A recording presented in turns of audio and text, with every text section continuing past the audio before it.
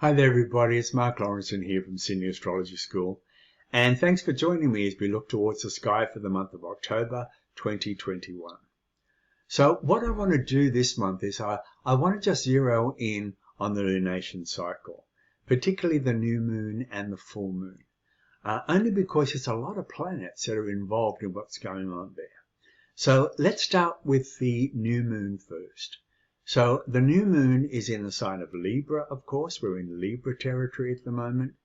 And it's at 13 degrees of Libra. And it's going to be happening on the 6th of October. Now this could be the 5th of October for people who live in other parts of the world.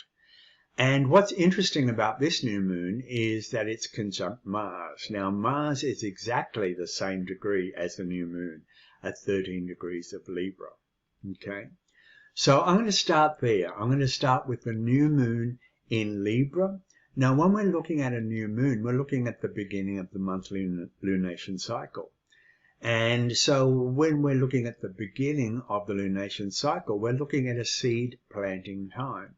We're planting seeds for what's going to grow roughly over the next 2 weeks until we get the full moon. The full moon, of course, is going to be in Aries. And that's going to be on the 20th of October.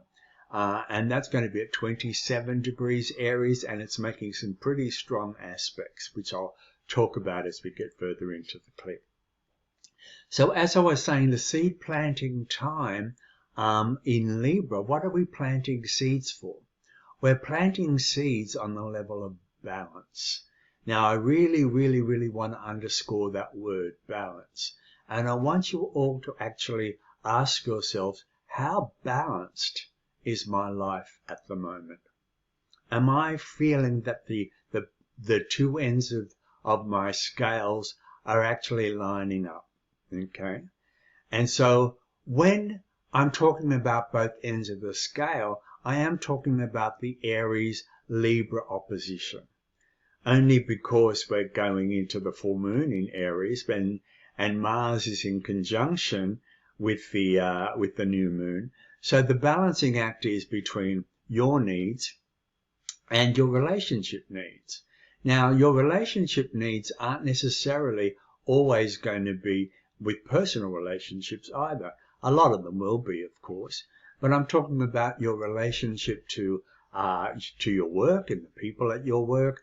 Your family relationships could come into this in some kind of way. Friends will definitely be part of it. But I also want to talk about your relationship with life in general, your relationship with your well-being, your relationship with your joy, your relationship with your health, and food might come into this as well. I'm bringing that into it only because Chiron is in opposition. So I'll talk about that in a little bit more detail later. But I want to say the whole seed planting effect is about you trying to bring the scales into some form of equilibrium. Now, because Mars is involved, I keep thinking that the scales might be tipping a little bit too far towards other people or something external. You know, the feeling of putting them first. And this is not always going to be in a selfless kind of way, if you know what I mean. Libra does like to be liked. Libra loves the peace and loves the harmony of everything getting on and being liked and being everybody's best friend, you know, that kind of thing. And so I want to go down the road of maybe you're doing too much of that. Maybe you're trying to, be liked by too many people, or be too agreeable, or are you nodding when you really don't want to, when you really want to say no, that kind of thing. Those things are really important to look at, because there's an imbalance going on here between your true self or your real needs and what you think other people want from you or other people expect from you, or just peace at any cost, that kind of thing. And so a feeling now of being able to do something about the way you deal with people and your relationships based on you also getting a sense of you not having to betray your own needs in the long run. I think that's really important. And so when you're looking at your relationships, all forms of relationship, how much of your real self, your true self, and your own personal will is going by the wayside, is actually being there's a feeling of you putting it on the back burner for that need to be accepted, or that need to be loved. You know, all those kind of things come into it as well. So it's very, very important for you to be able to step out into your own territory here and start to look at, what am I missing out on while I'm caught up in that way of being, or that way of thinking, or that way of relating. I think a really good thing for you, for everybody to do, is, because Libra likes to see itself via externals. It sees itself through other people mainly. So rather than actually looking at yourself through somebody else's eyes, let's start to look at ourselves through our own eyes. And so let's get a mirror out.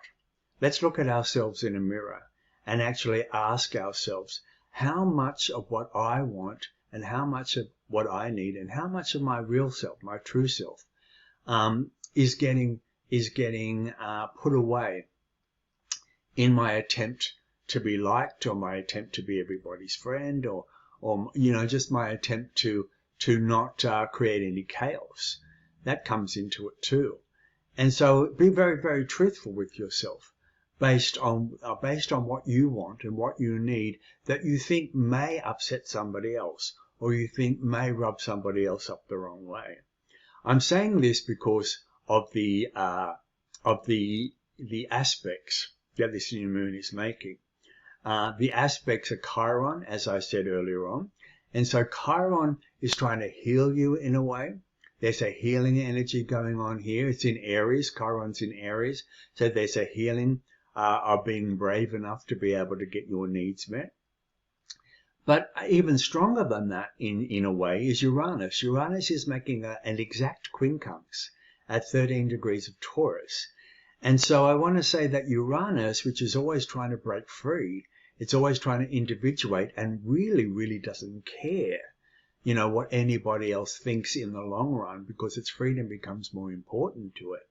That's a big part of this. Now, what's going on here? Quincunxes for me are like a stuck energy, and there's something trying to break free here for you. And so it's really important to look at areas where you've allowed yourself to become stifled, where you've allowed yourself to become chained, where you've allowed yourself to feel like you're not giving yourself full permission to be real and authentic again. And there's a breakthrough kind of energy coming through with the Uranian energy here that I feel that is really, really important to really look at and try to incorporate this month. Now, the other important thing, of course, is the full moon. Now, the full moon is going to be in the sign of Aries, the opposite sign. And so here we have the balancing act again between the Aries Libra energy. But the full moon is a culmination of what's been going on over the last 2 weeks. So you have to be very conscious of how you're dealing with this energy, particularly the Aries energy, the Mars energy, and how you're bringing this into your life. Because when it becomes full, this is kind of like the fruition point. This is the firing of the rocket, so to speak. And we're talking about a sign that is all about firing rockets. You know, it's the first sign. And so this is the launch pad. This is the initiating point. And so for Aries, the energy is always going to be on the level of starting something, or energizing something, or activating something, or getting something moving, or getting something going. So I want to actually say that over the last 2 weeks, with you working a little bit more on bringing this energy in, this more self-concerned energy in, and and you being able to, as I said, to become more brave or a little bit more courageous with being able to get your needs met and to be able to stand out there on your own. The balancing act between you and other people now, coming into equilibrium of sorts, is actually going to hit a fruition point with the full moon, where you are actually feeling that you can actually maybe start something, or maybe get something off the ground, or there could be something that you've always wanted to do, or that you've desired, and it's time. It's time to actually go, okay, let's get this show on the road. Let's get this moving. Now, the aspects here are really interesting again because Mars is in opposition now, and it is making a square to Pluto. So we're talking Mars-Pluto. Mars-Pluto is always going to be a transformation of sorts around this kind of warrior archetype energy. And so I want to say, for this full moon to really work well for you, I want you over that period of time to be able to come into a place of being able to, as I said, to look at yourself in the mirror and ask yourself questions about what you really, really want. And this is not just trivial stuff. This is just I saw a pair of shoes, that I really want, and my husband said they were too they were too expensive, and I'm not talking about that kind of stuff.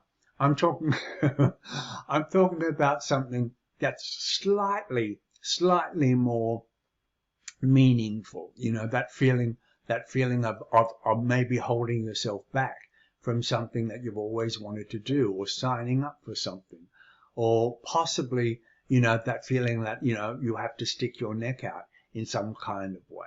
That kind of thing. The feeling of you being able to advance yourself on the level, of the actual, the inner warrior in you, without actually being angry or without actually wanting to fight. That's not what it's about at all, because we're talking about the Libra new moon, which doesn't want to do that, but it does, in its own way, want to bring the scales back into some kind of equilibrium or balance, based on not only am I there for other people and to be able to relate to other people, but I also need to recognize and to realize and to accept and to allow my needs as well.